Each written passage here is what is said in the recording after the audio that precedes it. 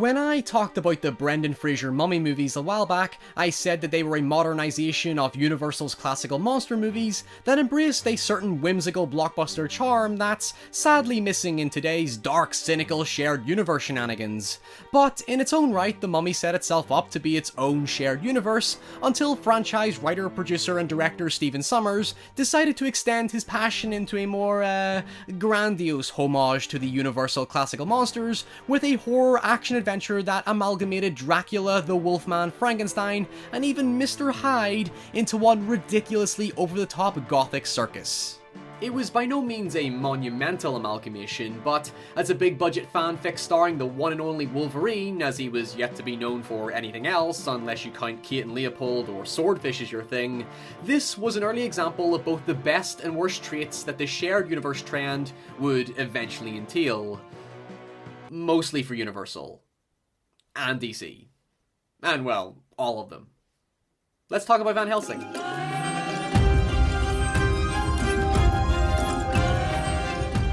You could say Van Helsing was just another blockbuster B-movie schlockfest, but I'd argue it was an overzealous butchering of everything the Bram Stoker and Mary Shelley novels revolved around without much in the way of nuance. Sure, it captures the entrancing Gothic setting with a visual splendor that screams classical cinema, similar to Sommers' previous monster movies, but whereas they were gleeful enough to take you along on the ride, at times Van Helsing just becomes pure mythical masturbatory by throwing enough crap at the screen that you'll not notice that not a whole lot happens story-wise.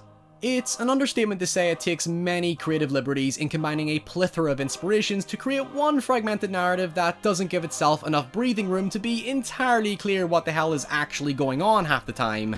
The most notable departure is the pop culture reinvention of Van Helsing into a James Bond gadget-sprouting bloodborne monster hunter who works for some secret special task force underneath the Vatican, as if that was the only thing going on down there. Granted, since Universal had their own interpretation of the characters and lore anyway, with their extensive range of crossover films over the years, it's more likely Van Helsing drew inspiration from those adaptations rather than the original source material, suggested by the notable change that, instead of calling him Abraham Van Helsing, they refer to him as Gabriel Van Helsing, to make him a somewhat semi-original character that doesn't carry the same personality or ethos as Stoker's version.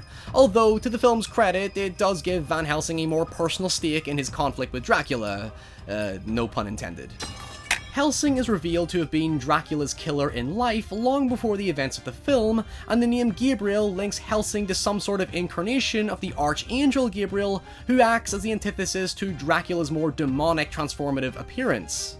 It's actually a really brilliant idea by having Dracula's vampiric form be horrifically otherworldly, while playing off Van Helsing as being used by the Vatican for supposedly crusader-like holy missions that, in the context of the monsters world, sees him out to be more of a murderer than a hero, accentuated by the fact that he's a wanted man anyway by the unsuspecting public.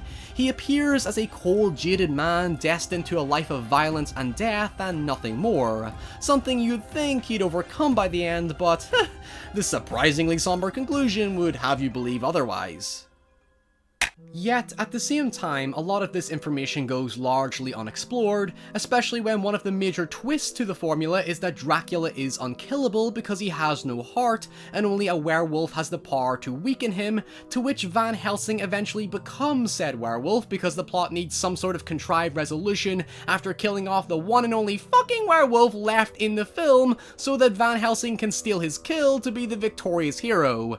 I mean, if you're going to imply he's symbolically linked to an archangel, why not make him an archangel, you know? Like, as in the contrast between good and evil? You realize what stories you're supposed to be inspired by, right? Anyway, I'm getting ahead of myself.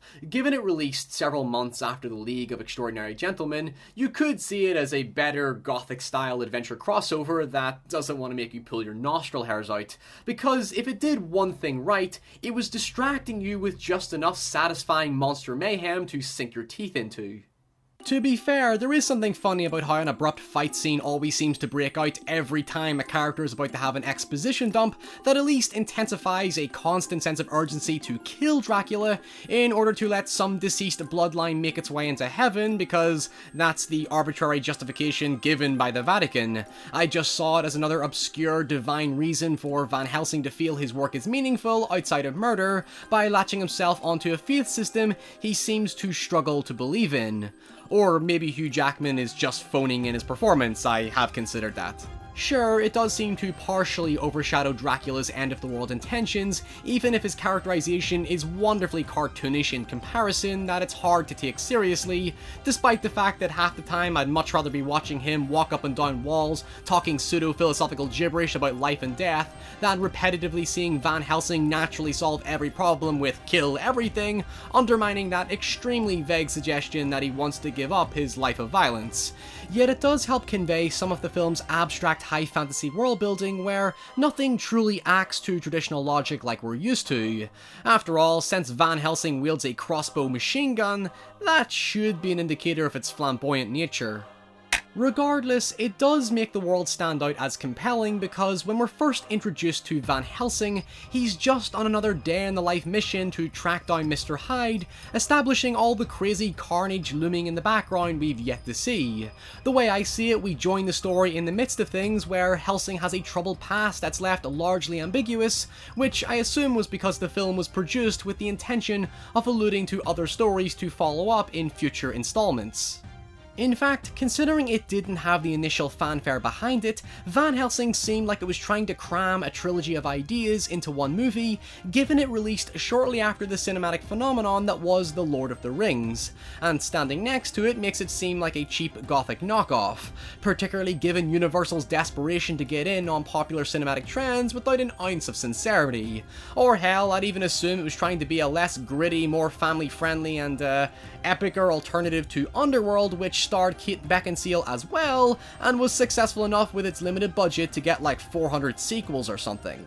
At its worst, you could argue that it introduces way too much of a potential origin story without indulging on any real relevant information. However, like I said earlier, that electrifying spectacle is ultimately the core soul of the entire movie.